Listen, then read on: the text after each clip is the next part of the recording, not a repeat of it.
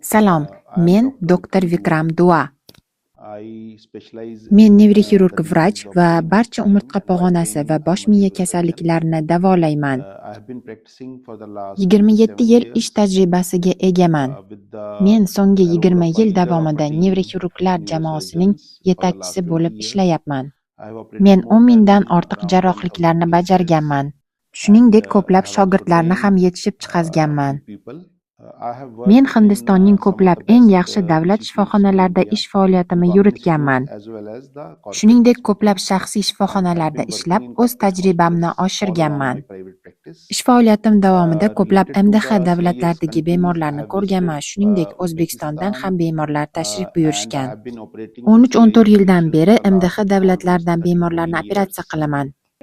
Dr. Vikram, siz asosan qanday kasalliklarni davolaysiz? Men asosan miya va umurtqa pog'onasi kasalliklarini ko'raman, operatsiyalar o'tkazaman hamda ularni davolayman. Bosh miya bilan bog'liq barcha operatsiyalarni bajaraman.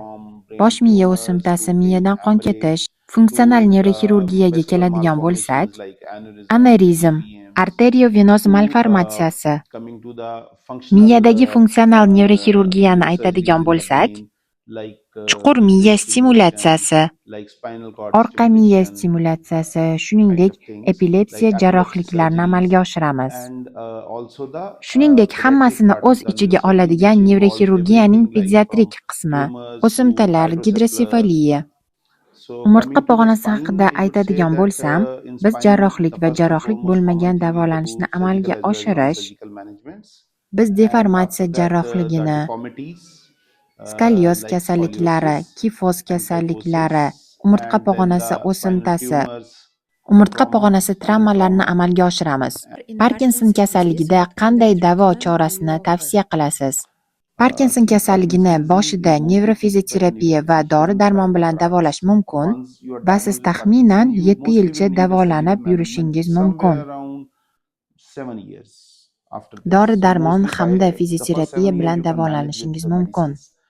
Parkinson kasalliklarida biz qanday jarrohliklarni olib boramiz? Biz bunda miyaning chuqur stimulyatsiyasi jarrohligini o'tkazamiz. Bunda miyaning bir qismiga jarrohlik yo'li bilan elektrodni o'rnatamiz. Uni stimulyatsiya qilganimizdan so'ng Parkinsonizm alomatlarini yengillashtirishga yordam beradi. Bu stimulyatsiya tufayli qabul qilayotgan dorilaringizni dozasi ancha kamayadi. Natijasi a'lo darajada bo'ladi. Dorilarni bir kunda 4-5 marta qabul qilishni to'xtatasiz va oldingiga qaraganda dorilarni kam qabul qilishni boshlaysiz, balkim bir kunda bir mahal. Umurtqa pog'onasi jarrohligining jarayonlari haqida aytib bera olasizmi? Umurtqa pog'onasi bo'yicha men asosan aytadigan bo'lsam, degenerativ umurtqa pog'onasi buzilishi. Bu asosan yoshga bog'liq degeneratsiya tufayli bo'ladi. Bunda umurtqa pog'onasining ichidagi nervlar siqila boshlaydi va umurtqa pog'onasidagi og'riqlar oyoqqa ta'sir qilishni boshlaydi. Bo'yindagi og'riqlar esa qo'llarga ta'sir qiladi. Bu og'riqlar barchasi umurtqa pog'onasidagi nerv siqilishi tufayli bo'ladi. Oldini olishning birgina yo'li dekompressiyadir. Umurtqa pog'onasidagi nervga nima ta'sir qilsa, barchasini oldini olishimiz kerak. Men barcha turdagi degenerativ jarrohliklarni amalga oshiraman. Bo'yin umurtqa pog'onasi, umurtqa pog'onasining ichki yoki tashqi jarrohligi, bel umurtqa pog'onasi jarrohligi,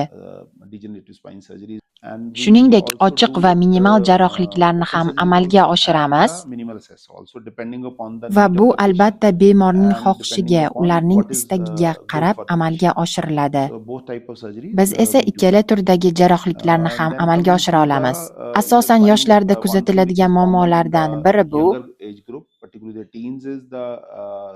tug'ma skolyozislarni ham ko'p ko'ramiz.